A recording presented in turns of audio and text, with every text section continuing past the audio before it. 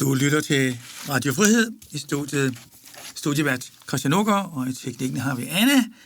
Og vores emne lige nu er fødevarekrise og sundhedskrise. Vores gæst, som bor i Svendborg, er på over telefonen, er Benny Madsen, en kok, som har været på indtil flere Michelin-restauranter. Så han ved, hvad han snakker om, når han snakker om mad. Sugar does not build up a body, it only burns it up. Sukker opbygger ikke en krop, den brænder den op. Og med disse ord overlader jeg igen til vores fantastiske Michelin-kok her, som ved, hvad han snakker om. Hej igen, Benny. Hej. Sukker. Sukker, så den er tung. Det er en værre kælder, er det blevet til, og du har fuldstændig ret i det, du siger med, at den giver falske signaler i vores kroppe. Så det vil sige, hvis du ikke mærker din organisme, hvis du ikke mærker din mave, hvis du ikke mærker din udrensning, hvis du ikke mærker hele din fordøjelse, fordi du er lidt forstoppet på grund af dårlige animalske produkter. Det kan være, at der er noget gluten, ødelagte hvedeprodukter. Der kan være mange ting, som ligesom klokker vores optagelse, vores fordøjelsessystem. Og det gør ligesom, at vi lammer en stor del af den neurologiske smertetærskel, som sidder i maven. Mm-hmm. Og det betyder, at når at du faktisk har en usund krop, halvforstoppet, lidt forkalket, du ved, og ligesom en krop, der har vendet sig til, at den bare skal vente på det næste kick igennem sukker eller koffein. Hvis du så drikker en stor sodavand med koncentreret sukker i, så vil du føle en opløftende fornemmelse. Du vil føle, at den giver dig et midlertidigt kick, men den snyder, fordi det er kun op i den venstre hjernehalvdel, at du faktisk har den her fornemmelse. Når at din krop, selvom du føler dig opløftet af den her sodavand, så skriger din krop faktisk efter hjælp i samme øjeblik, fordi at du forgifter hele dit system. Hvis du har en ren krop, det vil sige, hvis du har renset ud, hvis du har detoxet, holdt dig væk fra forarbejdede produkter, animalske produkter og raffinerede produkter og sukker i lang tid, og så du tager en halv liter cola, så bliver du faktisk dødtræt af det. Du bliver faktisk ligesom man bliver sådan helt gelé-agtig, ukoncentreret, man flakker lidt med øjnene, og det er faktisk ubehageligt. Jeg har prøvet det på egen krop, fordi jeg skulle prøve det efter min egen proces. Den kommer vi til lidt senere, men hvor jeg simpelthen har renset ud og lagt min livsstil om og fravalgt en hel masse forarbejdede fødevarer plus sukker. Og så gik der en 12-13 måneder, og så drak jeg en halv liter sodavand, og så fik jeg det simpelthen så skidt, at jeg måtte lægge mig. Wow. Og det var en eye-opener, det må jeg sige. Der fik jeg godt nok et helt andet syn på det, fordi jeg ligesom mærkede det fra egen krop. Men den er simpelthen, den går ind og manipulerer alle signaler, den her raffinerede sukker, fordi den booster vores blod. Så noget som højkoncentreret majssirup, som også kommer på det danske marked nu. Vi skal jo redde økonomien. Nu kommer den her high fructose corn syrup, hedder det på amerikansk. De har brugt det derovre i mange år. Det var japanerne og amerikanerne i 70'erne i laboratoriet. De fandt ud af, at de kunne spalte majsen. Det de nu gjort i mange andre sammenhænge. Og så isolerer du isolerer stivelsen, du isolerer fiberne, du isolerer fedtet, og så isolerer du sukkeren fra det her majs i laboratoriet. Wow, og så har du den her sukker, som du har isoleret, og så raffinerer du den, og manipulerer du den, og så gør den endnu mere kunstig, ikke også? Så den er så billig som overhovedet muligt. Og når du putter det i fødevarer, i USA der er det 75% af alle deres fødevarer nu, og vi skal være meget ops på det her i Danmark også, fordi men fanden skulle komme og fortælle os, hvornår det kommer, og hvor det er, og så videre. Det har vi jo aldrig fået at vide før, så jeg tror heller ikke, vi får det at vide den her gang. Men forskellen, raffineret sukker, ikke også, som stadigvæk er et isolat fra noget, der engang var en roe, eller et rør, eller et eller andet, ikke? Den er slem nok i forvejen, men den her super koncentrerede majssukker, den er faktisk endnu værre end den gamle raffinerede sukker, som vi kender. Så der er en amerikansk ernæringsforsker, der siger, at det er det samme som, hvis du putter F-16-brændstof i en Skoda. Ikke også? Så kommer der ikke ret langt på literen. Hvad hedder det? Og det er de der kemiske reaktioner, som sker i vores krop hver gang, at vi får de her unaturlige koncentrater. Og det har været smart for industrien i mange år at bruge de her ting, fordi det er billigt, og det er nemt at lave. Når først de har opskriften på det, så er det nemt at lave en masse sprøjtemarker med en masse korn og majs og soja og så videre. Og så skal det bare køres på laboratoriet, og så skal det gøres så koncentreret som muligt, ikke også, som det kan bruges som et eller andet, altså det er lige så meget et kosmetisk trick, ikke også, som det er bæredygtige fødevarer, eller ikke bæredygtige, men du ved, holdbart for dem at lave det. Det er lige så meget et kosmetisk trick, som med hvedeprodukterne, gluten og sådan noget. Det er blevet så kunstigt. Der er en hollandsk ernæringsforsker, som har fundet ud af, at det meste af det hvede, vi bruger i dag, har faktisk 4 gange så mange kromosomer, som det havde for 60 år siden. Ja, det. Fordi vi har genspejlet det så mange gange. Så skulle det lige pludselig være kort, fordi det skulle være nemmere at høste. Så skulle det lige pludselig være mere robust, og så må det ikke mugne. Og du ved, det blev gjort så kunstigt igennem årene. Og ham der genmanipulerede den veden første gang i starten af 80'erne, jeg kan ikke lige huske, hvad han hedder, men han fik faktisk Nobelprisen for det. Hold op. Han fik et klap på skulderen, fordi nu kan vi lave fremskridt i et laboratorium, lige meget hvad der sker med planeten. Og det var jo nytænkning i starten af 70'erne, men nu betaler vi bare prisen. For de der ting, så det er lidt den samme historie, som sukkeren har gennemgået, at det bare blevet meget bredere og mange flere forskellige råvarer ind i den der fabriksmetode, laboratoriemetode at skabe fødevarer på. Og lige så snart, at det er spaltet, og lige så snart det er ødelagt og koncentreret, så kan vores krop ikke finde ud af at skille det længere. Så har vi ligesom vi snyder ligesom os selv for den her vidunderlige sammensætning, naturen har skabt for os. Sådan et majs, det har taget flere tusind år, at den har fået den kompleksitet, som den har. Med alle de her blandede næringsstoffer, der er sgu lidt af alt det, vi skal bruge, er et majs. Så der er ikke nogen grund til at isolere en af næringsstofferne og koncentrere den, så vores krop ikke genkender den længere. Og det er faktisk det, der er sket med rigtig, rigtig, rigtig mange af vores fødevarer.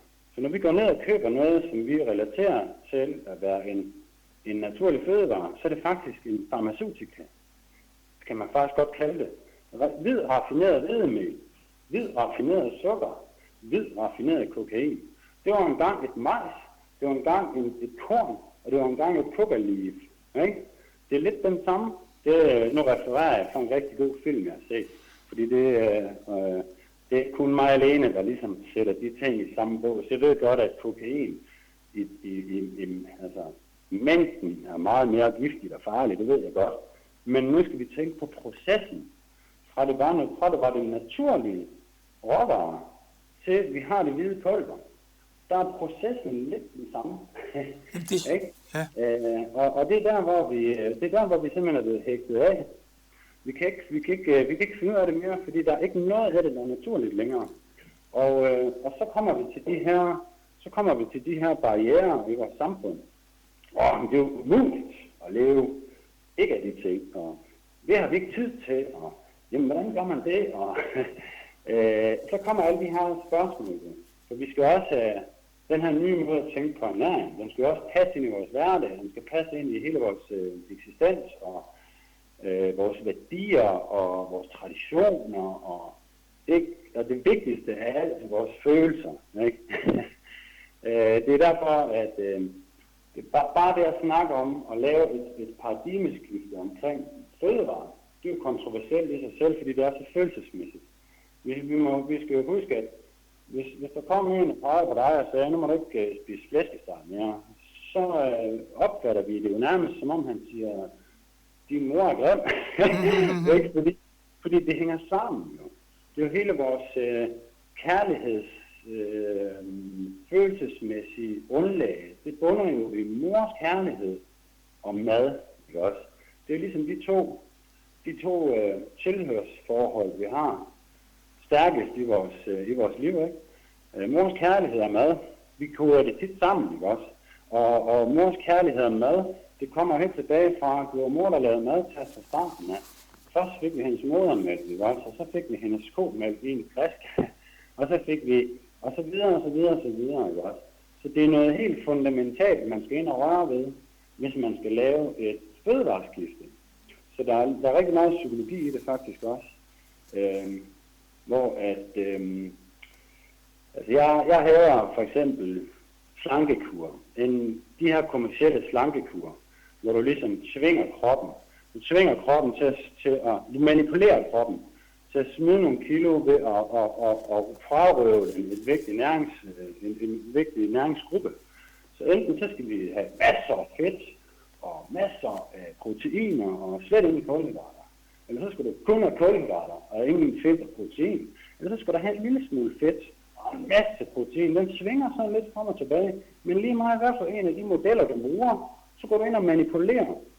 Og når du går ind og manipulerer med det stofskifte, så er det ikke holdbart. Så er det måske holdbart, hvis du vil have en flot skikkelse i en kort periode. Så det vil sige, at du kan godt gå ind og manipulere dit system, så du ser skide godt ud på stranden i juni og juli. Ikke også? Men så ved du også, at du betaler prisen i august-september. Fordi så har du straffet dit stofskifte i 2 måneder til ligesom at få et unaturligt resultat. Og det skal kroppen hele fra. Og 99% af gangene, så tager du de kilo på, du har tabt, plus 2 mere. I den healingsproces. Så det er lidt ligesom at... Ja, det der med holdbarheden i det. Holdbarheden i at ændre sine kostvaner. Den skal vi have med. Vi snakker om bæredygtighed hele tiden. Vi snakker om bæredygtighed i forhold til vores luft og vores jord og vores vand og vores biler og vores dit og dat. Og det skal være blive ved med. Endelig blive ved med det. Det går en rigtig vej stadigvæk med økologi og sådan noget. Men hvor er bæredygtigheden for os? Hvor er bæredygtigheden for os mennesker henne? Hvor er den hen i debatten egentlig? Fordi det er jo egentlig den vigtigste. Fordi altså, hvis man kunne gøre noget for sig selv, som var så bæredygtigt, at du slet ikke behøvede at tænke på kalorier og protein, kulhydrat, fedt, bekymringer omkring at skulle tage kemikalier for at behandle en symptomsygdom, bekymringer omkring at handle ind i den her jungle, bekymringer omkring skavanker, altså bare følelsen af at have det godt. Alle de her ting forsvinder, hvis du nu vælger det rigtige mad. Der er så mange bekymringer, der forsvinder fra vores liv, hvis vi ved helt ind til benet, at det vi spiser er det helt rigtige for mig. Hvad så? Men Benny, har du et generelt godt råd til os, som vi skal følge, hvis man ikke er ekspert? Mit udgangspunkt er simpelthen at detoxe, udrense systemet for den kemiske kaos, som er i vores system. Ja. Det vil sige, hvis vi har en hel masse overskydende animalsk fedt i vores system, som indkapsles sammen med kemikalier. Det gør de følges af. Fedt og kemikalier følges af. Så hvis du har fedtceller i kroppen, så er der højst sandsynligt også kemikalier i. Ja. Så de følges ligesom af. Så en udrensning, det er der mange måder at gøre på. Jeg anbefaler, at man gør det på den mest behagelige og sunde måde, hvor du skyller kroppen med flydende, levende biokemi. Flydende, levende vitamin, mineral, enzym, antioxidant, amino, vand, friskpresset grøntsager og frugter. Det er en stor dille lige for tiden. Og man læser om det og hører om det hele tiden, det her med juicekur og slow juice og alt det der. Det er blevet en dille, men jeg synes, at den er ikke rigtig blevet lagt ordentligt ud endnu. Fordi den bliver hele tiden disset. Hver gang den er rigtig ved at bryde igennem, så bliver den disset, fordi at der er nogle udrensningssymptomer, der følger med den her proces. Og der skal man have noget viden omkring det. Man skal research lidt, så man skal sætte sig ind i tingene. Man skal lytte på sig selv. Man skal, man skal virkelig sætte sig ind i det, inden man gør det. Fordi jeg har hørt om mange, som springer ud i sådan en detox-kur med grøntsagssaft og frugtsafter. Og det er meget normalt, at man får hovedpine, man bliver svimmel. Hvis man har problemer med noget allergi, som viser sig på huden, så vil det også blusse op i løbet af nogle dage og trække sig igen. Det var meget interessant. Ja. Så mange ting i kroppen, når den lige pludselig begynder at få alt det, den skal bruge, så kan den ikke finde ud af, hvad skal vi gøre af alt det lort, vi har opbygget i forvejen. Og så begynder det at pisse rundt i systemet. Og hvis ikke du får nok vand sammen med, og hvis ikke du får lidt citron i vandet, og hvis ikke du får lidt olie i din juice, og hvis ikke du får lidt geléfrø sammen med en gang imellem, så kan du godt forgifte dig selv yderligere. Det er ikke noget, du dør af. Det er bare ikke særlig behageligt. Men man kan gøre nogle tiltag under den her detox-kur, som gør, at det bliver fuldstændig smertefrit og lækkert. Og man får det bedre og bedre og bedre for hver dag. Kroppen finder sig selv. Kroppens balance finder sig selv dag for dag, når du gør det her. Men det kræver, at man lever alt, hvad man kan, direkte ind i Mother Nature. Ja, det lyder rigtig godt. Lad hende omfavne dig lidt, ikke? Okay, Benny. Det er jo rigtig godt råd. Nu tager vi et stykke musik, og bagefter musikken, så skal du lige fortælle os, hvor vi kan gå ud på nettet og få flere informationer om netop sådan en detox-kur der. Men indtil videre, lige et stykke musik med en kunstner, der hedder Kings of Leon, og sangen hedder Manhattan. Værsgo. Du lytter til Radio Frihed. Emnet lige nu og her er fødevarekrise og sundhedskrise, og i studiet har jeg per telefon vores dygtige kok, Benny Madsen, som fortæller om alt det junkfood, vi desværre putter i hovedet til stor skade for vores krop og vores almindelige velfærd. Benny har selv gennemgået en opvågning, siger han, hvor han gik fra at spise almindelig konventionel føde, som jo indeholder alt for meget sukker og gluten, til at være mere bevidst om, hvad han vælger. Og Benny, du nævnte før, at noget af det bedste udgangspunkt er at starte med en udrensningskur. Kan vi lære mere om den slags på nettet? Har du nogle henvendelser? Nogle referencer? Ja, det har jeg. Jeg har masser. Der er kæmpe store forums overalt på nettet lige nu med sådan noget. Jeg er faktisk selv i gang. Jeg starter en blog i næste uge, hvor der bliver masser af gratis information og opskrifter. Plus at jeg selv har en Facebook. Jeg tjener ikke penge på noget af det her overhovedet, så det er bare gratis oplysning. Så derfor kan jeg godt referere til det. Jeg har min egen Facebook. Mr. Superfood hedder jeg på Facebook. Det hedder min virksomhed. Hvor jeg guider med foredrag, med film, med opskrifter osv.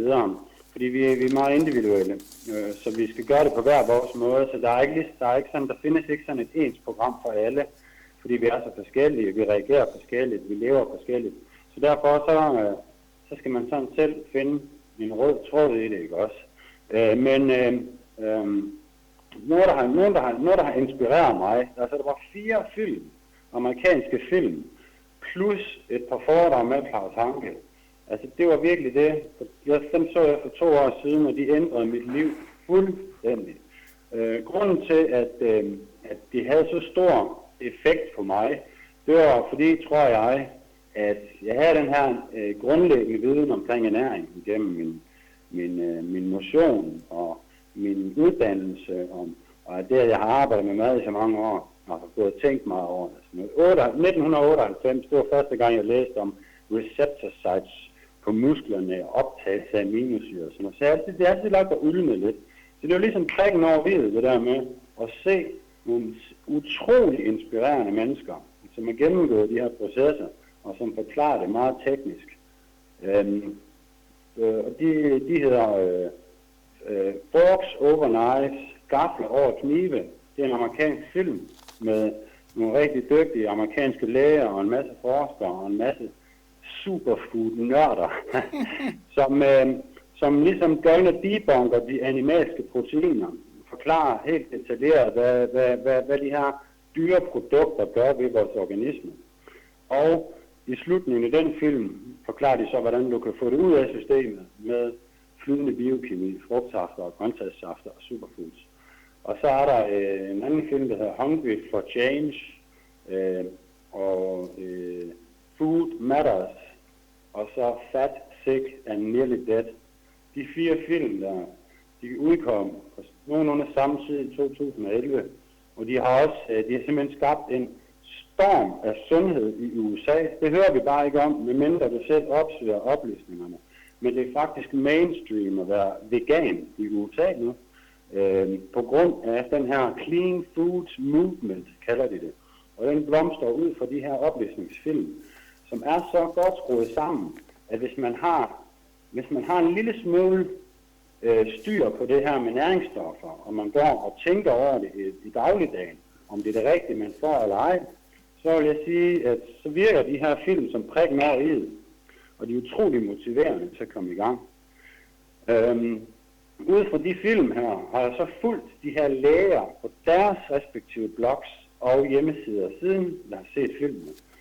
Og jeg kan nævne en masse læger og forskere, men det nemmeste det vil være lige at hoppe ind på Mr. Superfoods Facebook-profil. Og så alle de forskere, læger og film, som jeg har liket på min Facebook. Hvis man går i gang med dem fra en ende af, så har man i hvert fald en god start.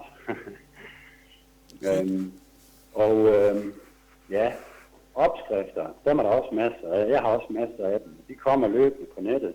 Jeg har selv en konsultation, hvor jeg coacher folk i kostplaner. Og det er for ikke at komme ud og træde på nogle områder, hvor jeg måske ikke hører hjemme. Så er jeg kok, som laver sunde kostplaner. Og bivirkningen ved det er detox. Så det er den måde, jeg sådan lægger dem ud. Så jeg ikke træder nogen over tæerne, at jeg ikke bevæger mig ud på nogle områder, hvor der er nogen, der ikke føler, at jeg er hjemme og sådan der. Ja, det er der masser af oplysninger om. Benny, kunne du fortælle os om din egen livshistorie med hensyn til madlavningen? Hvordan startede din kokkekarriere, og fortæl os lidt om, hvordan du fortalte mig tidligere, at du endte ude på Hvidovre Hospital. Men lad os starte med din lærlingtid. Altså min lærertid, jeg sprang jo bare ud i det. Jeg har altid været kok, helt nede i maven. Så jeg har været en af de der drenge, der har siddet på min mors køkkenbord, eller på vores køkkenbord derhjemme i mit barndomshjem, og kigget på min mor, der har skrællet kartofler og formet frikadeller, og ja, you name it. Jeg har altid set min mor stå med hænderne nede i gryden, ikke også? Hvilket jeg synes er meget, meget vigtigt for hele vores forståelse af fødevarer fra starten af. Så jeg er sikker på, at hvis min mor hun bare havde bestilt pizza dengang, så havde jeg haft et helt andet syn på mad i dag. Så det starter helt tilbage. Det er i hvert fald min egen vurdering, ikke også? Hvor hvis jeg er vokset op på en villavej i en forstad i Aalborg, jeg er oprindelig fra Aalborg, og det var sådan noget med, når hjemmeisbilen den kom, ding, ding, så fik alle ungerne den største is, der var. Nogle gange så fik mig og min lillebror bare en halv banan, der har været i fryseren. Og hvis der var fødselsdag, så blev den død til mørk chokolade, ikke? Så det var sådan noget, og det var, jeg følte mig så lidt snydt dengang, men i dag er jeg jo et eller andet sted glad for det. Så det er noget med indgangsvinklen fra starten, simpelthen, og der har jeg været heldig. Fordi min morfar er mere eller mindre selvforsynende, og min mor har mange værdier med ude fra ham.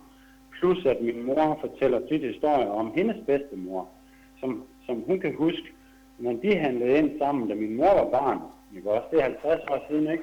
Men så lige pludselig, så når der stod det her koncentrerede saftevand nede på hylderne, ikke også? Du skal bare putte en hætte i en kande, så har du en liter saft, og den bliver stadigvæk ved med at være rød. Ikke også? Den generation der, når vi kommer 80-90 år tilbage, den generation der, ikke også? De hoppede ikke rigtig på det der. Det var for usandsynligt, det var for ulogisk, det var for koncentreret, det virkede for kemisk. Ikke også? Og det var sådan nogle observationer, som min mor har fortalt videre til mig, og det virker også logisk nok for mig. Interessant. Men i dag jo, når du går ned i 7-Eleven i dag, man, er der jo svinder et farverigt sortiment, ikke også? Så det koncentrerer dig helt lortet.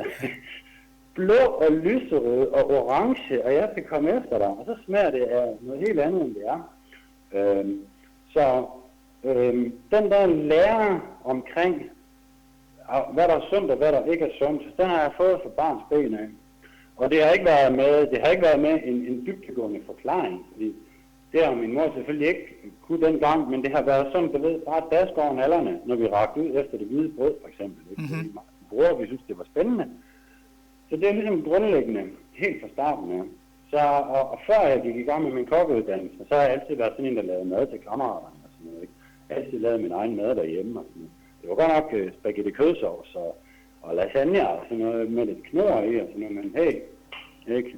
Man havde ligesom gang i krydderne fra starten, ikke?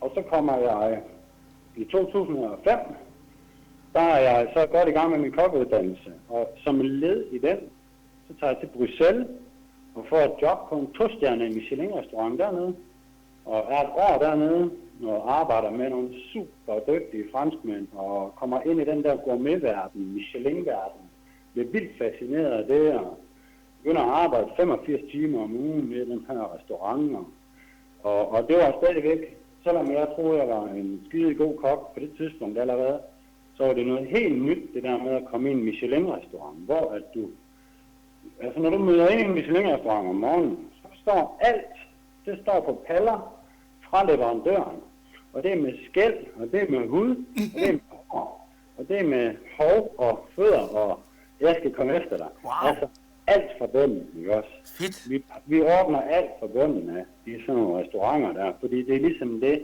der er reglerne inden for det game. Så hvis du nu har en Michelin-restaurant, og Michelin-inspektøren, han kommer for at tjekke op, og der står en Heinz ketchup på hylden lige ved siden af saucieren, så tager han stjernen med på den. Så det er det der med at komme ned, hvor der bliver ikke snydt, og der bliver ikke, altså det er helt forbundet med. Og den værdi i at lære det, er en bindegal manu franskmand, som banker i stålbordet med hans store skæg, hvis ikke det bliver gjort på den måde der, så får du det altså ind på ryggraden, ret hurtigt. Og så begynder du at tænke på den måde, og det bliver en stolthed for dig. Det bliver ligesom hele den måde, du bygger din menuplanlægning og menuvisualisering op på, at alt skal være på bunden. Ikke også? Og når du laver ting fra bunden, som skal præsenteres på en Michelin-tallerken, så skal den også bevare farverne. Ikke også? Så det vil sige, at du kan ikke servere en brun spinatpuré på en fin restaurant. Du kan ikke servere en smattet blomkål.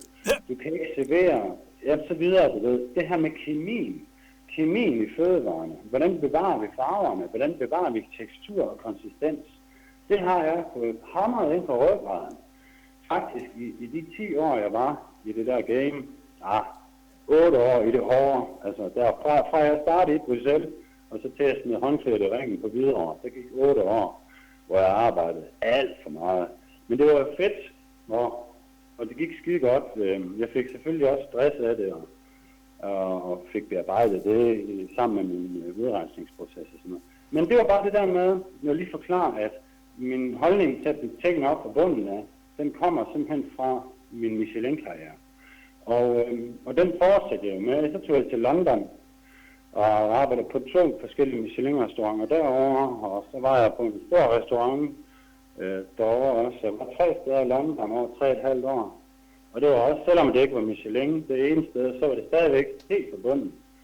Og kommer hjem til Danmark, arbejder rundt omkring i København. Jeg var på år på DFDS-færgen også, hvor jeg var med til at lave en lille smule om i menuen derude. Og vi begyndte at lave mange ting fra bunden af, mig og nogle andre kokke. Så vi fortsatte ligesom den her. Når jeg kom ind i et nyt køkken, så tog jeg nogle af de der ting med mig, ikke også? Fordi jeg kunne ikke finde ud af at arbejde med forarbejdet varer. Ikke på samme måde, så følte jeg ikke på. Altså bare det at åbne en dåse, eller åbne et brev, eller åbne en plastikbøtte i min madlavning, så inde i mit hjerte, så gik jeg på kompromis. Ikke også? Det er svært at forklare, men det er bare sådan en proces, du gennemgår, når du er kok, ikke? Så det der med at lave tingene fra bunden af, og bruge kemien i fødevarene, Det er ligesom røget ind på ryggen. Og så sker der sådan nogle ting. Jeg begynder at få stress på den måde, at jeg begynder sådan at sove mindre om natten. Altså jeg kan ikke falde i søvn, når jeg kommer hjem efter de her lange vagter. Jeg mister sådan ansvaret for mig selv. Jeg begynder sådan at, blive sådan lidt, det er svært at forklare. Kokkestress. Elefanten, der står på brystkassen, når du ligger der om aftenen og sådan noget, du bliver lidt fragmenteret af din tankegang, fordi du tvinger dig selv til at nå 7 ting ad gangen hele dagen på arbejde. Så det betyder, at når du har gjort det i mange år, 6 dage om ugen, så lige pludselig, når du kommer hjem klokken midnat, når du sætter dig på sengekanten, så er det lige før, du skal lave en to-do-liste for at få dine stopper, ikke? Så det er der, hvor den her fede livsstil, den går hen og bliver meget usund på et tidspunkt. Og det er selvfølgelig også været springbræt til den her healing, jeg har gennemgået nu. Men for eksempel, når du står i en fin restaurant, hvor du selv er herover, hvad du bestiller af råvarer, du er selv herover at lave lidt menu og sådan noget, ikke? Så bestiller du selvfølgelig nogle pæne fileter, nogle pæne bryster, nogle pæne, whatever man nu skal bruge af animalske produkter også. Og de er fine og store afparere, og man pusser dem til, og man skærer dem ud i lige store stykker. Men når man så kommer i et storkøkken, hvor man ikke rigtig helt er herover bestillingen, af visse former for råvarer, det vil sige, at der er nogle regler for, hvad man må bestille, og hvad man skal bruge, og hvad der også er bæredygtigt i forhold til størrelsen af stedet og sådan noget. Så lige pludselig så fik jeg det sådan, at når jeg skulle pakke sådan en svinekamp ud, en dansk svinekamp, der næsten er 1 meter lang, som i mine øjne virker utrolig for stor og unaturlig. Ikke også? Så begyndte jeg at få det sådan, at for første gang i min karriere, så begyndte jeg sådan at få en klump i halsen, når jeg skulle bearbejde det her kød. Det var noget unaturligt ved det. Jeg var på vej ind i sådan en sjov proces, hvor der skete noget i mig. Jeg kan ikke helt forklare det. Men det var så det, der endte med, at jeg blev vegetar et 1,5 år efter. Ikke? Men det er svært at forklare. Det er sådan en proces. Man kan ikke beslutte søndag, at mandag, nu er jeg vegetar eller vegan eller whatever, warfooder. Så skyder man sig selv lidt i foden, fordi det vil altid være en proces at komme igennem. Der skal noget research til, du skal ligesom gennemskue nogle ting, som du har troet på tidligere og sådan noget, ikke? For at kunne lave det skift. Men det gjorde jeg. Hvidovre Hospital, det var det sidste job, jeg havde inde i København som kok, og det endte faktisk med, at jeg til sidst smed alt, hvad jeg havde hænderne faktisk næsten, og sagde lejlighed og hele lortet op, og så skulle jeg bare til Sydfyn. Sydfyn og her. Nej, men altså, nu er det min personlige historie, ikke også? Så det lyder lidt vildt. Men det var bare, altså det var for at få den her opvågning, den her åbenbaring med, som lige pludselig skete i hele mit fødevareparadigme, ikke også? Ja. Altså jeg kunne lige pludselig ikke stå ind på mange af de ting, jeg skulle gøre, fordi jeg vidste, at det var imod kroppens kemi og sådan nogle ting. Og så kom jeg hernede på Sydfyn. Og grunden til at flytte på Sydfyn, jamen det er fordi, vi har altid, også kokke i Danmark, har altid vidst, at Sydfyn blev kaldt Danmarks spisekammer, ikke også? Mm-hmm. Jeg har aldrig rigtig forstået, hvorfor. Men det har jeg så fundet ud af nu, efter jeg flyttede herned, at 80% af de danske æbler, de står hernede, og altså jorden er så mineralfyldt. Det er sådan en god muld, vi har hernede. Det er lidt anderledes klima.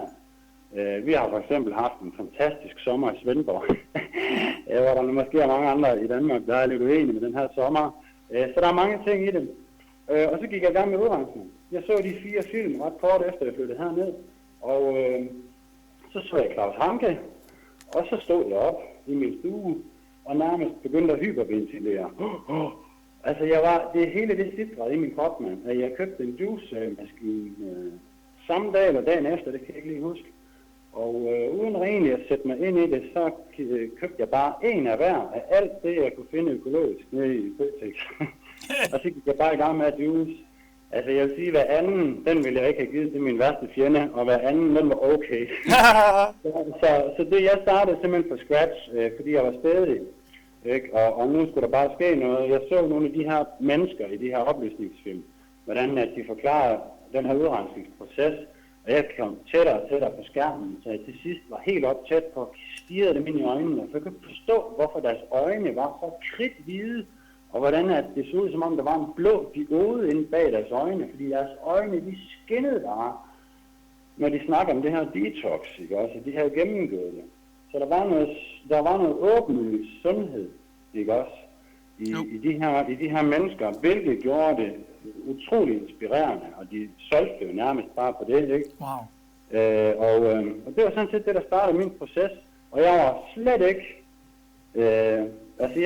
jeg tænkte slet ikke på, at jeg skulle blive vegan, eller du ved, lave nogle helt vildt store ændringer efter den her detox. Jeg vil bare gerne have alt skidtet ud af kroppen nu, og så kunne jeg selv finde ud af, hvad jeg vil spise efterfølgende.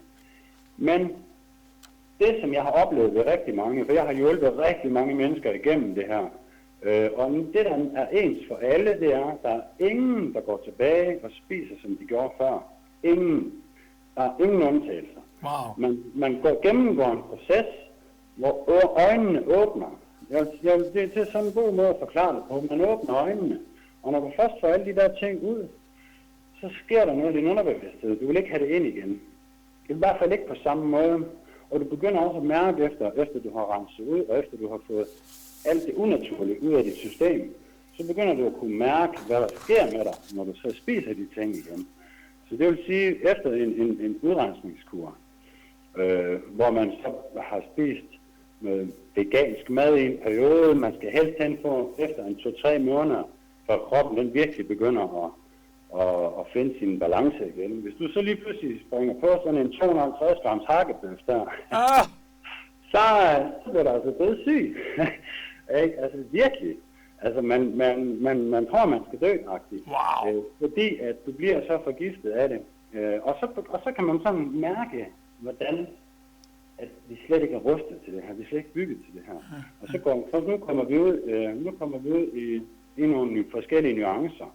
Men det er dem, jeg har brugt for at kunne gøre den her livsstil holdbar på sigt. Og så skal du ud, og så skal du undersøge, jamen, hvad er der med de her veganere? Hvad er der med de her raw foodere? Hvad er der med de her fruitarians? En fruitarian, det er en frugtarian. Det er sådan en, der kun lever af frugt og har en lille smule nødder. Det lyder fuldstændig sindssygt, men det kan du faktisk godt. Fordi den har alt, hvad kroppen skal bruge. Så det er sådan nogle ting, man skal ud og snuse lidt til, for ligesom at kunne finde sin egen plads imellem det hele, som passer ind i din hverdag, som passer ind i dit schema og så videre, ikke? Ja.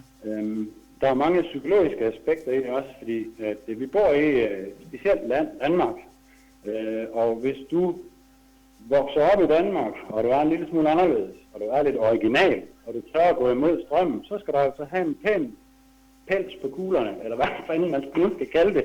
Altså, det skal der virkelig nok fortælle, fordi at, jantelov, og hvor våger du at stille spørgsmål, og hvorfor gør du ikke bare ligesom os andre, og så videre. Så der er mange psykologiske aspekter i at lave sådan et skifte også. Ja. Tak, Benny. Det er fantastisk at høre om dine ting her. Jeg håber, at vores lyttere bliver klogere og vil bruge det i deres liv. Yeah. Vi tager lige en kort pause med et stykke musik, og så vender vi tilbage til Mr. Superfood, Benny Madsen. Det er bare super. Og det bliver en sang, der hedder Riverside, med kunstneren Agnes Obel. Du lytter til Radio Frihed. Studievært er Christian Aagaard. I teknikken har vi Anna. Og det musik, vi lige hørte, var af Agnes Obel. Nummeret hed Riverside. I den her udsendelse beskæftiger vi os med fødevarekrise og sundhedskrise. Og over telefonen er vi i kommunikation med superfooder Benny Madsen fra Sydfyn, Danmarks madkammer. Benny er meget inde på, at vi fylder os med for meget sukker, for meget gluten, for meget fedt, og ikke mindst på den forkerte måde. Og det er der andre end Benny, der er blevet opmærksom på, og som prøver at fortælle den almindelige befolkning om. Blandt andet en økologisk landdame, som hedder Lone Vitus. Hende kan jeg altså stærkt anbefale, at man også googler Lone Vitus, mad versus fødevare hedder hendes bog. Og jeg læser højt fra den her. i et kapitel, der starter med at hedde, et kapitel, der hedder Vejledning og Vildledning. Hun skriver, al mad kommer fra en eller anden form for landbrugsdrift eller fiskeri. Intet er som udgangspunkt skabt uden tilstedeværelsen af jord eller hav. De fleste mennesker lever fjernt fra den virkelighed, som madens oprindelse rummer, og derfor er det nemt at tillægge sig fødevareindustriens billeder og fortællinger. Som barn i en by eller på landet for den sags skyld, møder man ikke starten på det hele. Man møder kun de færdigpakkede varer i supermarkederne. Og hvordan skal man kunne tro andet, end at det meste er lavet i en virksomhed fjernt fra naturen? Koblingen mellem jord, hav og mad er usynlig i hverdagen. Den næres og findes nærmest kun i kraft af producenternes formidling. Og hvilken formidling? Tekster, etiketter, slogans og reklamer fortæller de historier, som forbrugerne helst vil høre. Om velfungerende familier, der sammen plukker jordbær, om bedstemor med rødternet forklæde, som sylter tomater, om køer på græs, om gamle joviale mejerister, der passer ostene, om glade grise med krølle på halerne, om friskhed, fødevarekvalitet, sikkerhed, omtanke for naturen, nærvær og kærlighed til råvarerne. Det er nærmest kvalmende, selvom det langt fra er hensigten. Ikke desto mindre virker propagandaen. Ellers blev den øjeblikkeligt ændret fra milliarder til markedsføring fordeles ikke tilfældigt, men med stor bevågenhed. De ved, hvad forbrugerne gerne vil føle. De ved, hvad forbrugerne gerne vil tro for at købe produkterne. Og forbrugerne får nøjagtigt det, de ønsker. Alright, det var Lone Vitus' ord fra hendes bog Mad modsat fødevare. Men vi må tilbage til vores superfooder, Benny Madsen. Benny, er du der stadigvæk? Yes, det er jo tro. Okay, hvad siger du til det, som Lone Vitus har at sige her? Jamen, hun har fuldstændig ret. Hun har fuldstændig ret, og hvis jeg skal fortsætte på den,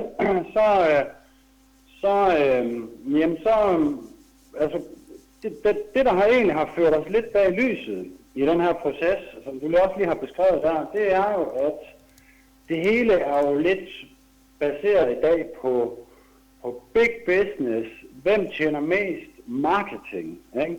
Og i den proces om kampen for milliarderne, der er vores fødevare blevet til fødevareunderholdning, ikke også?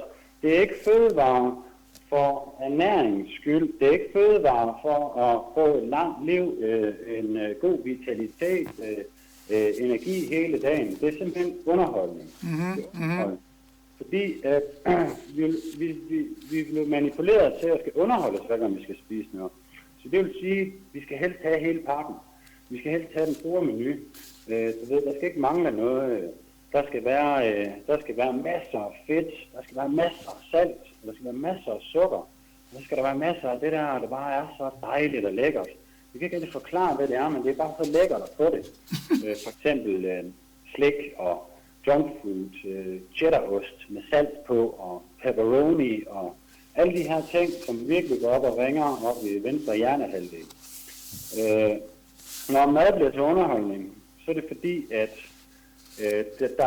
der står, min måde at forklare underholdning med, det er, at hvis du ingen mineraler har, og ingen vitaminer har i din mad, og hvis du ingen levende aminosyre, eller levende enzymer og aminosyre, alle de her ting, hvis du ikke har noget af det i din mad, hvis det bare er tom mad, hvis det bare er sådan noget fabrikeret bølgepapmad, så bliver der tilsat en hel masse kunstige kemikalier, som går under alle mulige forskellige navne, smagsforstærkere.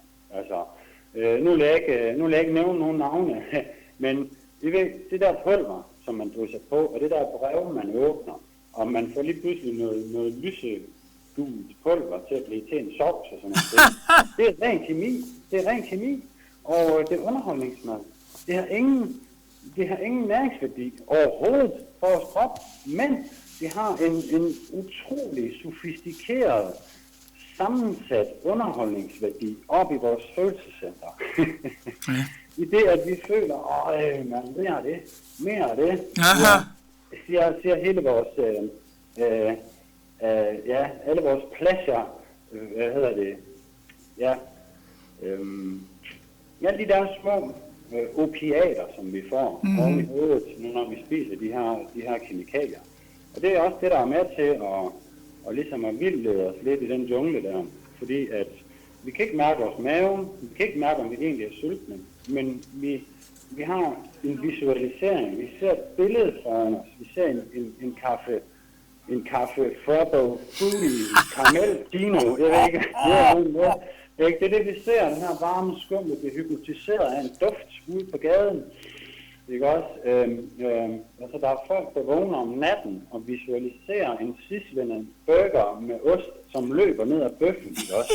De her ostestrenge, når du tager en pizza slice, det er sådan nogle ting, vi visualiserer, fordi at vi har ligesom taget et billede af det. Vi har ligesom taget et billede af det og lagt det ind på hylden, og så er det det, vi hiver frem, nu når at vi bliver sultne, eller hvis vi trænger til det næste kick. Sukker, fedt og koffein og sådan noget, ikke også? Når de blander de ting sammen i forarbejdede varer, så bliver det ligesom narko. Det bliver ligesom stoffer. Vi reagerer på samme måde. Mm-hmm. Det er også derfor, at hvis du siger til en hel masse mennesker til et foredrag, for eksempel, nu må I aldrig nogensinde spise bananer længere. Forestil dig det, at bananer de er giftige fra i dag, og dem må I aldrig nogensinde spise mere. Så er folk rystet på skuldrene og siger, ja, hvad fanden? Men prøv at sige til dem, I må aldrig nogensinde spise et eller andet forarbejdet produkt med tilsat sukker, tilsat fedt og tilsat salt. Så bliver folk nærmest angst, ikke også? Og går i forsvar og modstand. Og begynder at, føle sig utryg med situationen, og skal vi kill the messenger, eller skal vi bare... Og det kendetegner jo lidt, altså misbrug. Nu ved jeg godt, at jeg er ude i noget, men før vi accepterer de her ting, så får vi ikke flyttet noget. Vi er kommet til et punkt nu, i 2015, at vi har accepteret, at alkohol, det er usundt, og det er vanedannende, og det er skadeligt. Vi har accepteret, at kokain og heroin og alle de her ting, vi har ligesom accepteret de her ting, cigaretterne, det er jo dem, der tog længst tid. Men det har vi accepteret nu, i en lang proces, der har taget mange år, at det er vanedannende, det er farligt, og det er usundt. Og jo før vi accepterer, at vores fødevarer er vanedannende, usunde og farlige for os, altså jo hurtigere kommer vi i gang med den her proces. Så det er noget med, at man skal ind og acceptere nogle ting. Man skal ind og acceptere, at de her fødevarer faktisk går ind i en kategori, der hedder slik og snacks. Mm-hmm. Det var en måde, jeg hjalp mig selv på, at når jeg gik ned i Kvickly og skulle handle ind, jamen okay, alt det, som ikke havde nogen som helst biologisk værdi for min krop, de røg ind under kategorien til weekenden eller snacks. Ikke? Mm-hmm. Og det er en god måde, det sker ikke på en dag, men det er en god måde ligesom at komme derhen af. Så går der 2 måneder med det, så lige pludselig, så begynder du at få sådan en mærkelig fornemmelse, når du tager tingene med hjem. Så det vil sige, så er du kommet så et skridt længere, at nu begynder du at få det lidt sjovt, når du tager den her ting op, som du godt ved ikke har nogen biologisk værdi, men du har købt den alligevel, nu er den kommet hjem i dit køkken. Nu skal den op på hylden, så får du lige sådan en lille torn i siden, når du sætter den op på hylden, og så får du en lille torn i siden, når du spiser den. Og så var den egentlig ikke så god alligevel. Nu har du mindfucket dig selv. Og det er faktisk en god proces. Den hjalp mig i hvert fald, når vi skal hen og skifte fra underholdning til næring. Og man kan sagtens lave levende, lækker mad forbundet med af vegetariske ting, som kommer fra jorden. Du kan sagtens lave det til underholdning også. Altså, sagtens. Nu er det Michelin-korten Benny, der snakker. Mm-hmm. Og jeg har lavet noget sindssygt god mad rundt omkring på de her restauranter, og jeg forstår det, jeg har med at sætte det sammen, og jeg ved, hvad folk vil have, og jeg har også haft nogle yndlingsråvarer før i tiden, franske andebryster, dansk lurpak og så videre, italiensk pancetta og sådan noget, ikke også. Det er sådan nogle, jeg kalder verdens bedste råvarer før i tiden. Men verdens bedste råvarer i min verden i dag, det er sådan noget som kakaobønner, honning,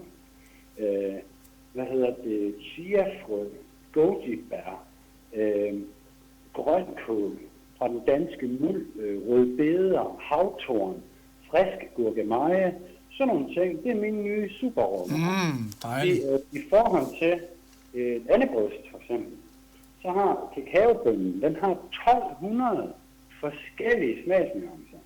Det er derfor, at kakaobønnen, den er så svær at spise alene, fordi vores mund kan slet ikke finde ud af det. Vores smagsløg kan ikke sortere i de 1200 smagsstoffer. Det er jo klart, så derfor så virker en kakaobønne utrolig bitter for ind i munden. Men hvis du blander den med lidt bløde ting, og lidt afrundede ting, og lidt syre og lidt sukker, wow! Jamen jeg kan godt sige dig, det er, altså så har du en chokolademus, som bare giver alle andre franske chokolademus af farven, det kan jeg godt sige dig, fordi du kan smage naturen i det, du kan smage de rigtige nuancer, du kan smage den en halv time senere. Jeg kalder sådan en rød grøntsagssaft hernede fra den sydfynske muld, sådan en med rødbeder, gule beder og stribede beder og grønkål, palmekål, gulerødder, citron, en lille lime og så måske et par rigtig gode syrlige æbler. Hvis du blander de ting sammen, så har du så mange skarpe, naturlige smagsforstærkere fra naturens side, at det er ligesom at drikke en flaske god gammel Bourgogne. Altså. Man skal bare acceptere skiftet. Man skal ligesom være med, ikke også? Og ikke prøve at tvinge sig ud i noget. Altså, det er en naturlig proces.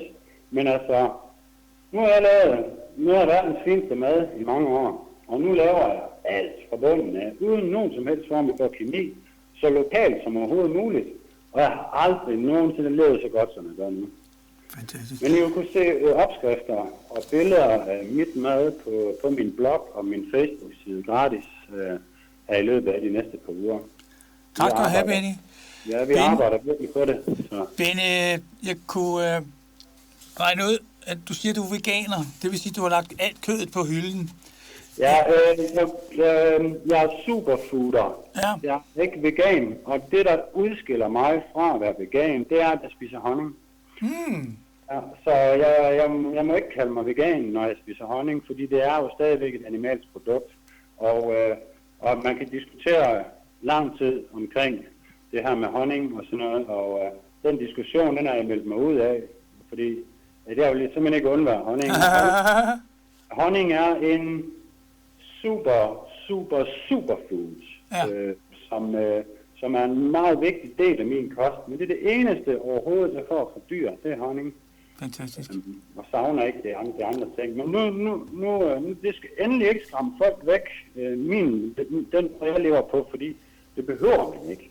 Du kan sagtens få en bøf lørdag aften, og du kan sagtens få et blødkogt æg om morgenen, og så videre. Men det jeg godt kunne tænke sig, at folk de gør, det var at komme hen imod en livsstil, hvor du glæder dig til den bøf, og så skal den være økologisk, og så skal du have kendt konen. Jeg ved godt, det er umuligt, men det er der, vi vil hen, ikke også? Vi skal ikke gå ned og handle ind med skyggeklapper på. Vi har tendens til i Danmark og i hele Vesten at jappe rundt imellem 9 og 11 retter, og det er de samme, vi kører år efter år. Det er boller i carne, spaghetti bolognese, knor lasagne, og så videre, og så videre. Vi har de der, ikke også? Og det kan du også tydeligt se, at det har simpelthen, det bærer vores supermarked præg af.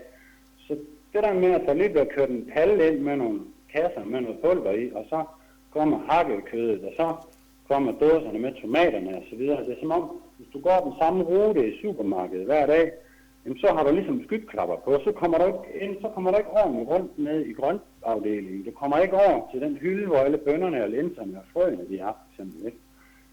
Vi snakker meget omkring med den her myte med, at vi skal spise kød for at få protein. Et hørfrø er et komplet protein. Det indeholder de 7 livsnødvendige aminosyrer. Det er et hørfrø. Wow. Det er et hørfrø, ikke? Hvis du lige tager en spiseske af dem.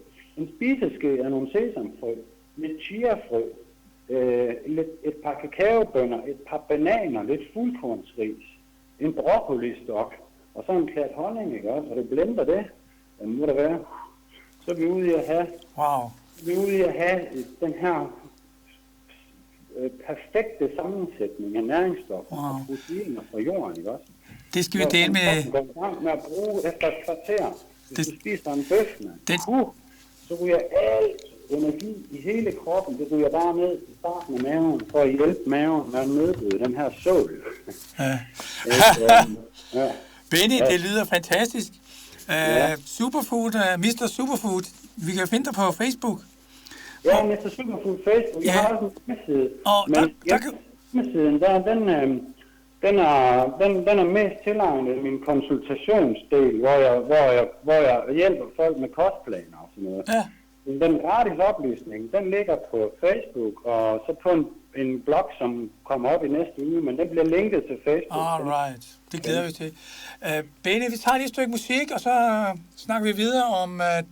jeg kunne rigtig godt tænke mig at kende de der opskrifter, du har. Dem tager vi efter musikken. Det er den. Tak, du. Du lytter til Radio Frihed. Studievært er Christian Ågaard, og i teknikken har vi Anne.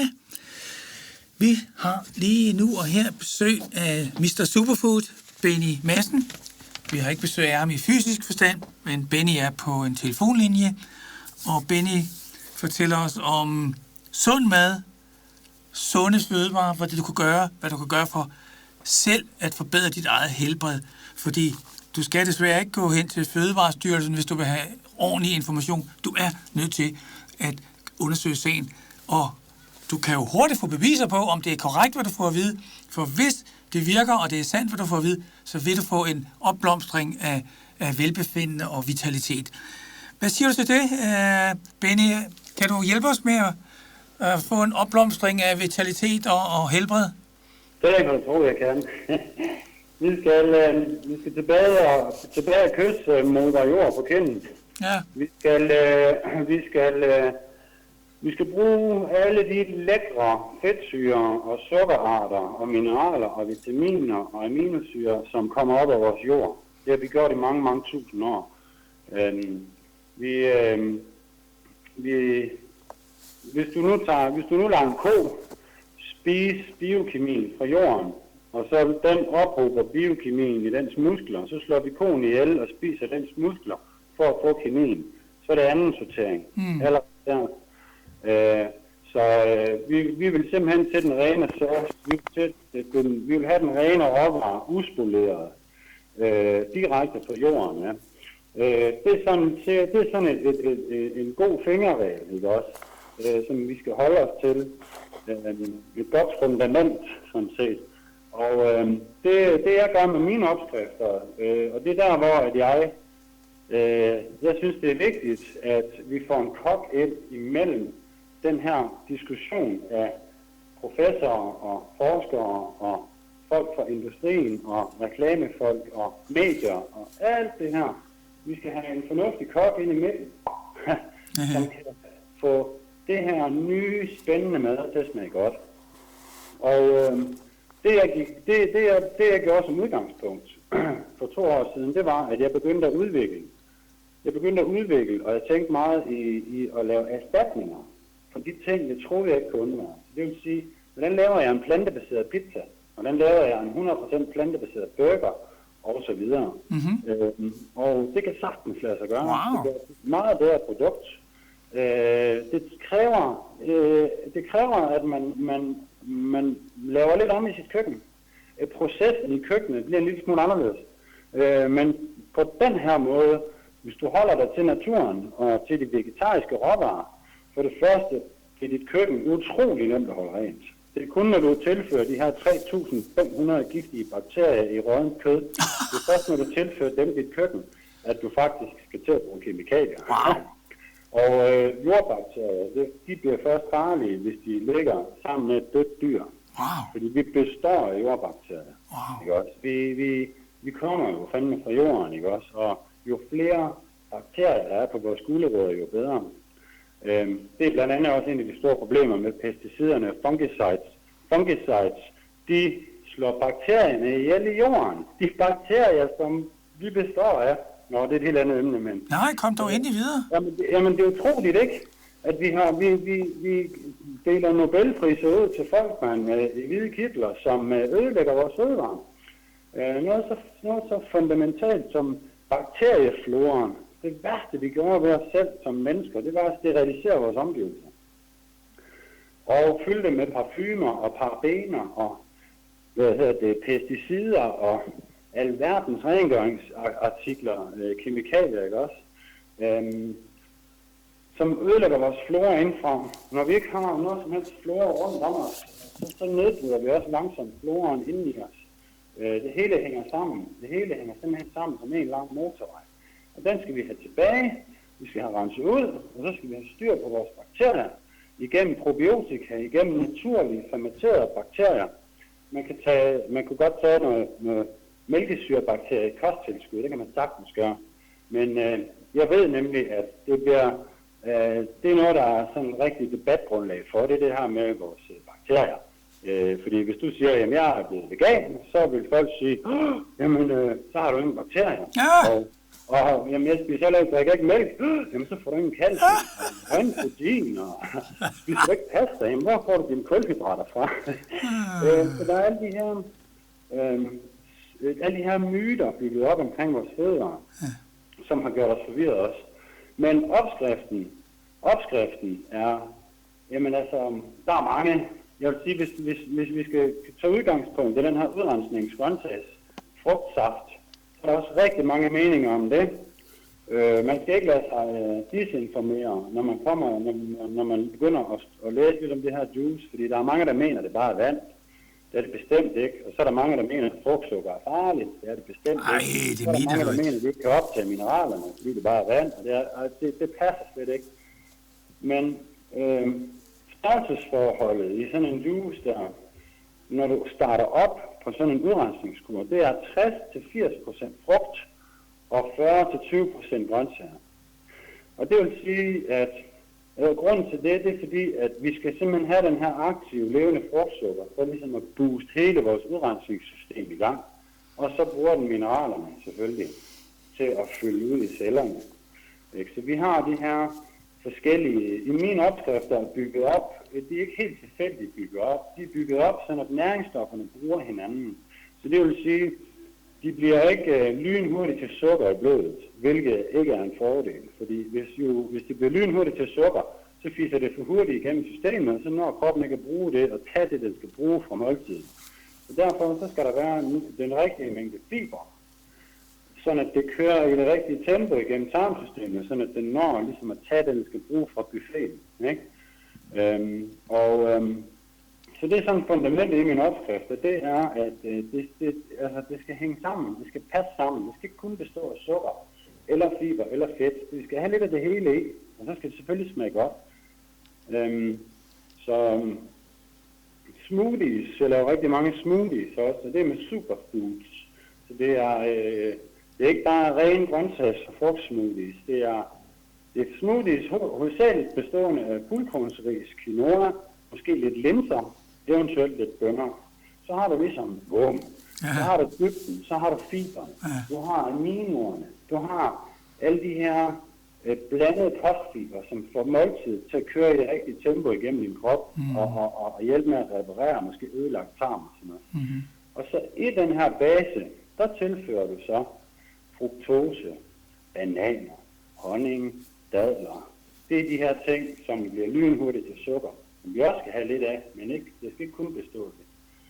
Så skal der nogle frugter i, der skal måske nogle grønne grøntsager i, der skal nogle superfoods i, der skal en kakaobønne i, der skal en måske fuld honning i, hvis man er superfooder, men selvfølgelig ikke, hvis man er vegan. Mm-hmm. Der findes så mange super sunde, koncentrerede superfoods rundt omkring i de danske helsebutikker. Sådan noget som spirulina. Spirulina, kender du det? Det er verdens kraftigste naturlige protein. Det er blågrønne alger, som indeholder 65-70% protein. Og stort set alle de mineraler og vitaminer, menneskekroppen skal bruge. En spiseske, det er en smoothie om dagen. Jamen, det kan næsten ikke forklare det, hvor godt man får det. Okay, spirulina. Undskyld. Hvordan staver du det? S-P-I-R-U-L-I-N-A. Spirulina. S-P-I... Prøv Google. Ja. Benefits of spirulina, så får du et chok. Ja, jamen, jeg skal bare lige kunne google det rigtige navn. Spirulina. Ja. Cool, mand. Det skal vi lige huske. Spirulina. Fedt. Det holdt op, min mund, den løbet i vand oven på alle de lækre ting, du har sagt. Fortsæt. Vi skal bare have skyklapperne ned, du, og så skal vi over og rode på det, jeg kalder hippiehylderne. Supermarkederne, det er der nede i vores supermarked, og der kommer mere og mere af det, og jo hurtigere vi begynder at rykke til ned af hylderne, jo mere kommer der af det. Ja. Det er også der er med til at ændre det marked der. Ja. Vi kan godt sætte os tilbage og så sige, her hvor er eller fødevareindustrien blevet magtfuld og stor. Det kan vi aldrig nogensinde gøre noget ved. Det kan jeg love dig for, at vi kan. Vi kan lige nøjagtigt styre det marked i den retning, vi vil. Det kommer helt an på, hvad vores højrehånd smider ned i kurven. Ja. Og der er de mest fantastiske hylder nede i dansk supermarked. Og der kommer flere og flere af dem. Økologiske kerner, frø og linser og bønner og tørrede frugter og alt muligt. Forskellige ris. Der kommer flere og flere forskellige ris. Og flere og flere forskellige økologiske grøntsager og sådan noget. Så det er nemt at komme i gang nu. Mm-hmm. Og sådan som det sker i Danmark, sådan som processen er og bliver i Danmark, det er, vi hører ikke noget om det. Der kommer til at ske skifte. Hvis vi alle sammen i morgen kunne købe grøntsager og frugter og frø og bønner, så vil vi stadigvæk ikke høre om det i medierne. Det vil vi ikke. De vil bare være tavse, og så vil de stille og roligt ændre strukturen. Ikke? Og det er den måde, det sker på. Fordi nu kan du se, jeg ved godt, de snakker meget om økologi i medierne og sådan noget, men jeg ser ikke ret meget mainstream tv, men når jeg engang imellem er på besøg ved nogen af, jeg lige ser en nyhedsblog, og de lige er inde på et eller andet med fødevarer, altså det irriterer mig, at de ikke kommer ind til benet. De kommer aldrig ind til benet med noget. De slutter altid hver indslag om fødevarer med en form for tvivl. Ja. Så de opretholder ligesom tvivlen. Ja, typisk. Det vil sige, vi får aldrig rigtig kløvet den her sti i junglen. Vi bliver ved med at sidde med en tvivl. Fordi når de her to eksperter, de for det første ikke kan blive enige, og hvis studieverdenen ikke går ind og siger, du ved et eller andet, jeg ved også godt, det er svært. Nu er det også bare min observation. Det er måske ikke lige så nemt, som jeg siger det. Jo, det er netop nemt. Hvad mener jeg godt? Den der, hvis studieverdenen lige trækker på skuldrene imellem de her to eksperter i slutningen af programmet, så er tvivlen der stadigvæk, og så ved vi stadigvæk ikke, hvad vi skal gøre. Det er det. Ja. Det er meget interessant, det du nævner der. Det har jeg lagt mærke til rigtig tit. At vigtige ting, der stiller dit op, som om der er to muligheder. Hvad fanden snakker du om, mand? En af dem må da lyve, eller også er de begge to forkert på den. Jamen, det er rigtigt. Jeg observerede faktisk, det er en lille sjov historie, hvor at jeg var i Nordjylland og holdt jul sidste jul. Og der var der virkelig gang i fødevareindustrien i Danmark. Ja. Der var alle vores grise, de gik og hostede og var forkølede, og de har fået en masse penicillin og en masse forkert foder, og hele vores fødevarepyramide, der var ved at krakelere, og folk bliver syge og dør som fluer, og vi ved ikke, hvad der sker, og debatten bliver stille af, og alt det der. Og så kommer vores fødevareminister dengang, så kommer han op på skærmen, der mellem jul og nytår. De har sågar været ude at finde ham ude i hans villa. Han stod ude på den anden side af hækken i blæsvejr. Han fik mikrofonen op, og så tænker jeg, okay, de har været ude at banke ham op. Fødevareministeren. Nu sker der noget. Glædelig jul, Danmark. Husk, I må ikke med jeres høns, og så have et godt nytår også. Ej. Kan du ikke huske den der store jeg ser ikke fjernsyn. at vi lige pludselig ikke knalde vores dyr? Nej, det er bare for meget. Ja, du har fuldkommen ret. Der var så stor en fødevarekrise for et halvt år siden, blandt andet i vores svineproduktion. Og så er det sådan noget, som er breaking news, og nu må vi ikke knalde vores høns. Ja,